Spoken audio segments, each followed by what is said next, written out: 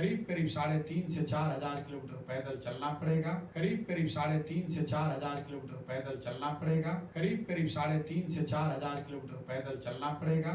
तो ये अभियान 2 तारीख को शुरू करेंगे और जब तक पूरा बिहार कंप्लीट न कर लें, घर वापस लौटे बगैर, मतलब एक बार 2 अक्टूबर को जब चलना शुरू करेंगे तो जब तक पूरा बिहार न हो जाए, चाहे उसको करने में 1 साल लगे या 1.5 साल, तब तक वापस घर नहीं जाएंगे।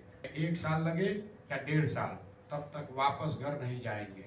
1 साल लगे या 1.5 साल, तब तक वापस घर नहीं जाएंगे। अनुभवी आंखें सच दिखाते हैं, छुपाते नहीं।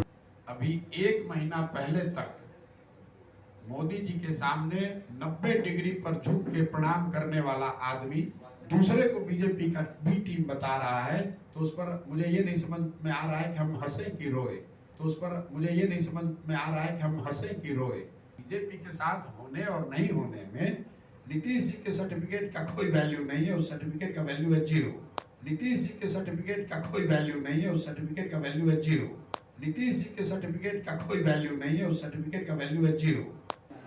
आखिरकार बिहार और अन्य राज्यों की तकदीर बदलने वाले प्रशांत किशोर ने कह दिया कि कुछ इस बार नया होगा। आपको बता दें, सीमांचल दौरे पर आए प्रशांत किशोर ने पूर्णिया में बहुत कुछ कह दिया।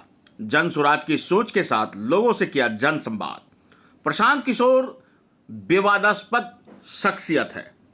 कभी वो मोदी के लिए कैंपेन करते हैं, कभी नीतीश के लिए, कभी ममता बनर्जी के लिए, और अक्सर अपने कैंपेन में सफल भी देखे गए हैं। इस बार नीतीश कुमार बिहार के मुख्यमंत्री को प्रधानमंत्री की कुर्सी के सपने दिखाने वाले एक अलग ही कहानी उन्होंने बता दी, जहां से मुख्यमंत्री जी को शायद कहीं ना कहीं मिर्ची लग गई है। बता दें, अपने सीमांचल के दौरे पर पूर्णिया पहुंचे और कटिहार और पूर्णिया में उन्होंने जन सुराज के कई कार्यक्रमों में हिस्सा भी लिया।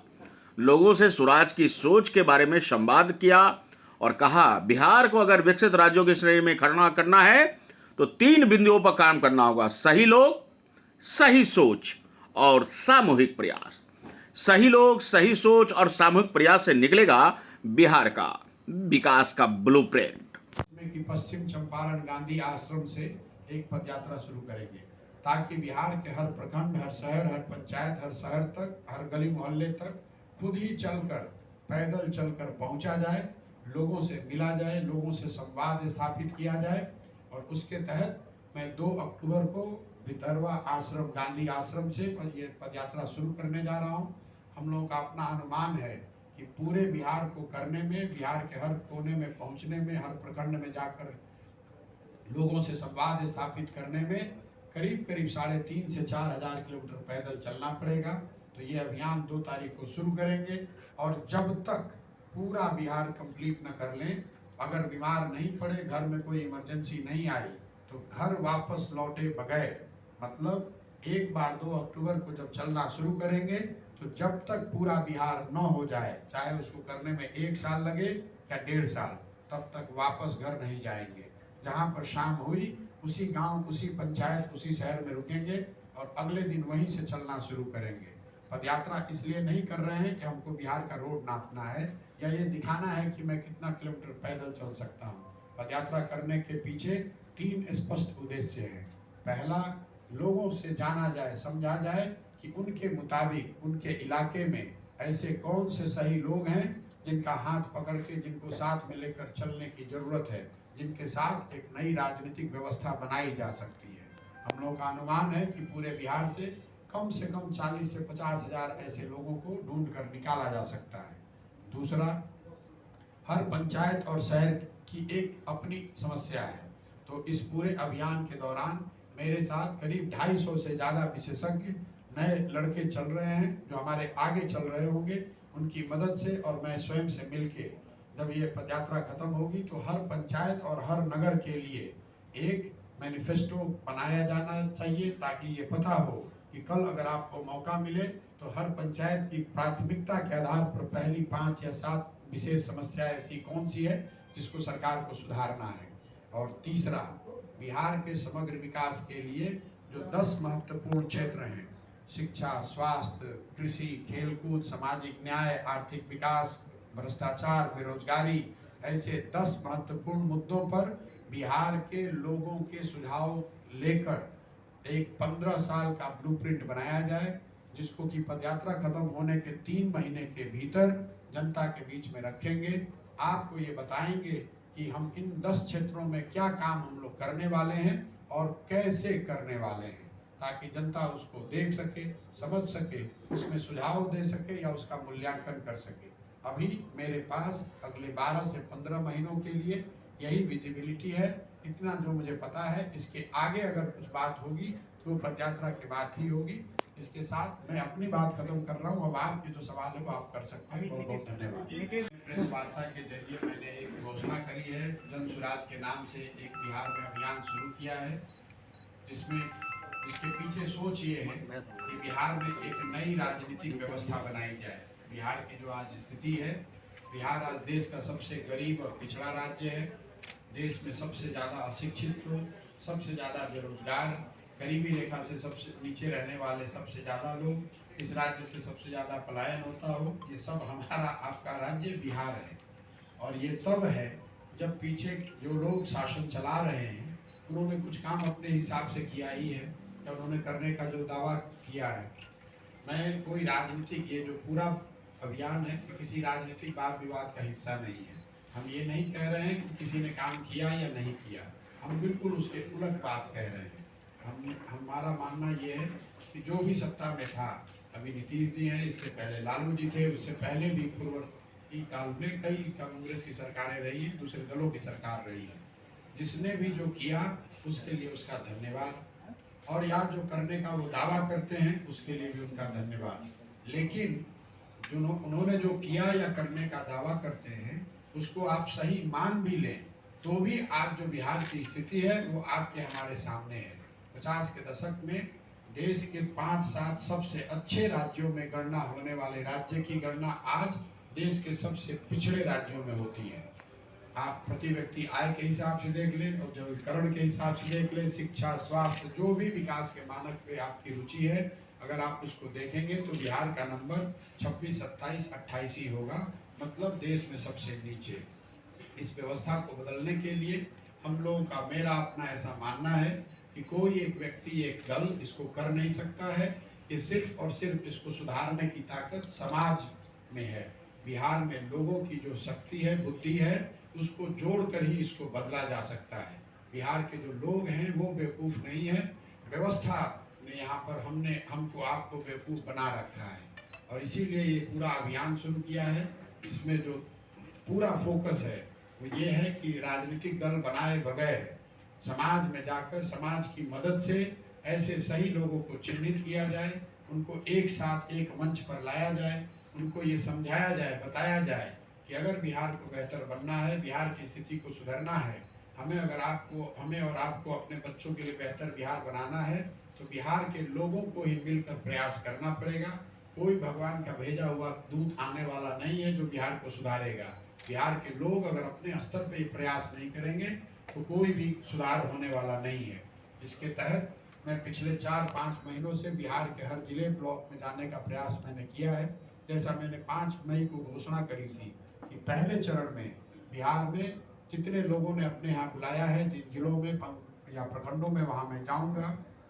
5 मई को मैंने बताया था कि ऐसे लोगों की संख्या जिन्होंने अपने घर, अपने गांव, अपने पंचायत, अपने शहर में बुलाया है, उसकी संख्या करीब 17-18 हज़ार की थी उस समय। अब वो संख्या बढ़ के 75,000 हो गई है। स्वाभाविक है कि मैं सब यहाँ पहुँच नहीं पाया हूँ, लेकिन उन लोगों तक पहुँचेंगे जरूर।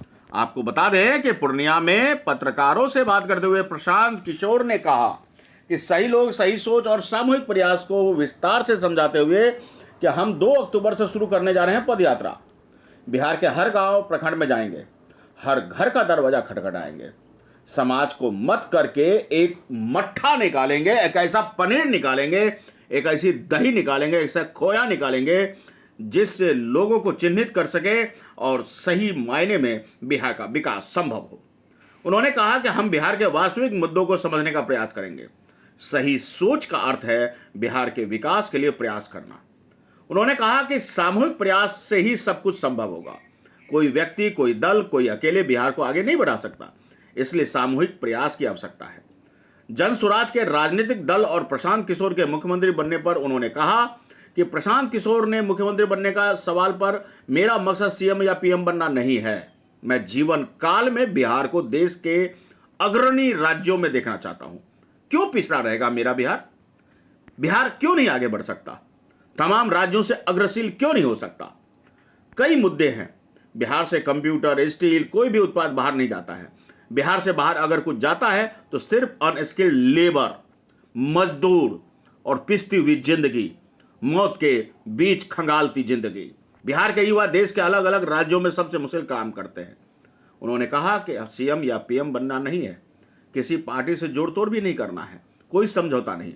मेरा मकसद बिहार के अच्छे लोगों को राजनीति में लाने का है और सत्ता परिवर्तन का है।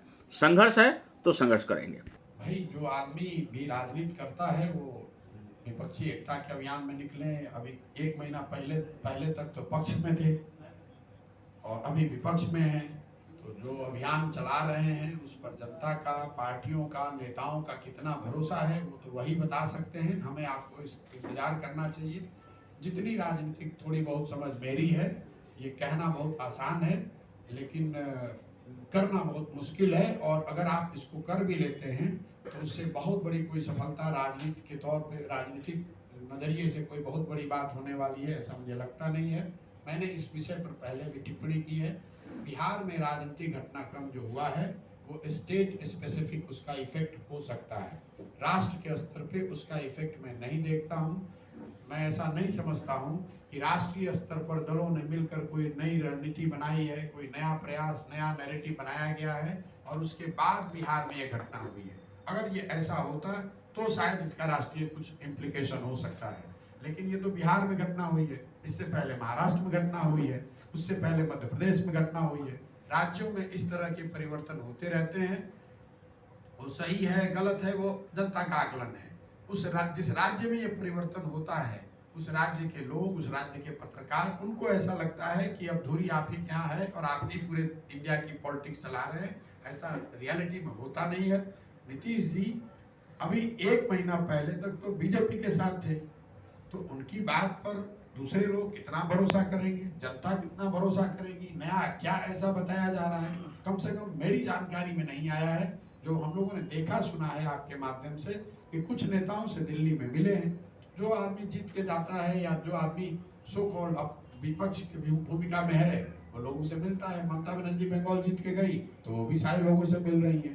केसीआर तेलंगाना से आए तो वो भी सारे लोगों से मिल रहे हैं। उन मिलने मिलाने से राजनीतिक स्तर पे, ग्रासरूट के स्तर पे कोई बहुत फर्क नहीं पड़ने वाला है। उन्होंने कहा है कि बीजेपी के साथ आप जाके मिल गए हैं, बीजेपी के बी टीम के रूप में आप काम कर रहे हैं। कल उन्होंने अब देखिए नीतीश जी के कहने का कितना लोगों को भरोसा है वो तो आप पर छोड़ते हैं। अभी 1 महीना पहले तक मोदी जी के सामने 90 डिग्री पर झुक के प्रणाम करने वाला आदमी दूसरे को बीजेपी का बी टीम बता रहा है, तो उस पर मुझे ये नहीं समझ में आ रहा है कि हम हंसे कि रोए। अरे भाई, अभी आप तो पूरे देश में, पूरे बिहार में घूम घूम कर ये कह रहे थे कि मोदी जी ही वो महामानव हैं, इनको कोई नहीं हरा सकता है, उनको झुक कर प्रणाम कर रहे थे। अब 1 महीना में आप कह रहे हैं कि दूसरे लोग अब नीतीश जी सर्टिफिकेट बांटेंगे कि कौन बीजेपी के साथ है कौन नहीं है। दूसरी बात तो कुछ कह भी सकते हैं, बीजेपी के साथ होने और नहीं होने में नीतीश जी के सर्टिफिकेट का कोई वैल्यू नहीं है। उस सर्टिफिकेट का वैल्यू है 0। मैं किसी दल में नहीं हूँ, मैंने कोई दल बनाया नहीं है ना, और मैंने ये भी कहा है कि पदयात्रा तक अभी हम कुछ करने वाले भी नहीं है। एक गैर राजनीतिक प्रयास मैं कर रहा हूँ। संभव है कि इस प्रयास से कुछ राजनीतिक असर इसका हो, लेकिन मैं स्वतंत्र हूँ। जो करना चाह रहा हूँ वो कर रहा हूँ, आपके सामने रखा है। और आपके जिले में आए हैं जो कर रहे हैं, आप भी देख रहे हैं किसके बी टीम है, किसके ए टीम है। आप उनके साथ थे और आप दूसरे को बता रहे हैं कौन बी टीम है। आपको बता दें, प्रशांत किशोर ने कहा कि पद यात्रा के 1 महीने के भीतर सामूहिक रूप से यह तय होगा कि आगे राजनीतिक दल बनाना है या नहीं। आपको यह भी बता दें कि लोकतांत्रिक एवं सामूहिक प्रयास होगा। प्रशांत किशोर ने जोर देकर कहा, अगर कोई दल बनता है तो वो प्रशांत किशोर उसके नेता या अध्यक्ष नहीं होंगे। वो दल वो उन सारे व्यक्तियों का होगा जो सोच से जुड़कर निर्माण में अपने संस्थापक बनेंगे। 2034 तक यानी आज से 10-12 साल बाद बिहार का विकसित राज्य बनाने के सपने को साकार करना है और इसके लिए हम प्रयास कर रहे हैं। उन्होंने कहा कि चाहे शिक्षा का मुद्दा हो, स्वास्थ्य का, चाहे रोजगार का, पलायन का मुद्दा बेहद गंभीर है और इन सब पर हम काम करना चाहते हैं। बिहार के समग्र विकास के लिए 10 सबसे महत्वपूर्ण विषय जैसे शिक्षा, स्वास्थ्य, सड़क, रोजगार आदि पर एक विस्तृत ब्लूप्रिंट जारी करेंगे और सबको साथ लाएंगे, सबको गिनाएंगे और इस सब से आगे बढ़कर बिहार को खड़ा करेंगे। उन्होंने कहा कि हम तमाम सुझाव है और यह सब हम लेकर आगे बढ़ेंगे। निशिंत कुमार ने कहा कि प्रशांत किशोर का हमला जारी रहेगा। कहा फेविकोल कंपनी को उन्हें ब्रांड एम्बेसडर बना देना चाहिए। जी हाँ, निशिंत कुमार पर प्रशांत किशोर का हमला जारी रहा। उन्होंने कहा कि फेविकोल कंपनी को उन्हें ब्रांड एम्बेसडर बना देना चाहिए, चिप को। अब देखिए, प्रशांत किशोर ने नीतीश पर हमला करते हुए कहा कि फेविकोल कंपनी वाले मुझसे मिलेंगे तो मैं उनसे सलाह दूंगा, नीतीश जी को ब्रांड एम्बेसडर बना दीजिए, किसी भी सरकार का हो, लेकिन कुर्सी से चिपके रहना तो उसी से सीखेंगे और ये फेविकोल का बढ़िया जोड़ होगा। प्रशांत किशोर ने व्यंग करते हुए यह शब्द कह दिए। 90 डिग्री के कोण पर झुककर वो प्रणाम कर रहे थे और अगर किसी बीजेपी की भी टीम कर रहे हैं तो यह भी हास्यास्पद है। उन्होंने कहा आप खुद उनके साथ थे, कल फिर उससे कहां जाएंगे कोई नहीं जानता। प्रशांत किशोर ने कहा उन्हें लगता है बिहार की हालिया राजनीतिक घटना का राष्ट्रीय राजनीति पर कोई असर नहीं पड़ेगा, यानी पीएम की कुर्सी पर कोई असर नहीं पड़ेगा। तो ये थे राजनीतिक विश्लेषक, बेहद दूरदर्शी और प्रशांत किशोर, खास तौर पे बिहार और पूरे भारत में जाना पहचाना नाम। तो ऐसे में बिहार का चुनाव और प्रधानमंत्री का 2024 का चुनाव, 2025 का बिहार का चुनाव किस करवट बैठेगा, देखना बेहद दिलचस्प होगा। पूर्णिया से पवन के साथ गौर गुप्ता की रिपोर्ट।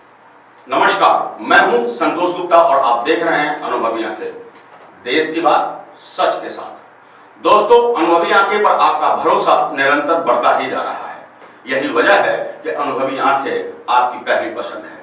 आपके हक हुकूक की लड़ाई के लिए हम सदैव तत्पर रहते हैं और इस मुहिम को बनाए रखने के लिए हमारा हौसला अफजाई भी आपका ही काम है।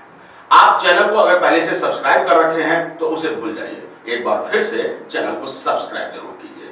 नीचे सब्सक्राइब बटन है, उसे दबा दीजिए ताकि सब्सक्राइब हो जाए और घंटी बनी हुई है उसे भी टच कर दीजिए ताकि आपको नोटिफिकेशन हमारी खबरों का तुरंत मिल सके, आप अपने पसंदीदा चैनल को देख सके।